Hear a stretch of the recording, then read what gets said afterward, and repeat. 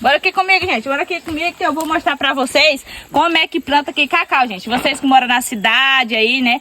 Aqui nós moramos aqui no interior. Aí eu vou mostrar pra vocês como é que planta cacau aqui no interior. Bora lá comigo lá. Vou mostrar pra vocês. Tem, minha gente, já tem um buraco aqui, ó.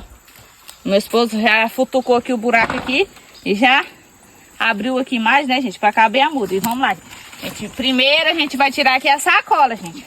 Não pode plantar com a sacola, tem? Aqui, ó.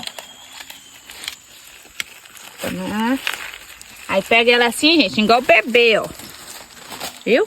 Desse jeitinho assim. Aí bota aqui na covinha. Aí bota puxando terra assim pra cima dela, assim, ó.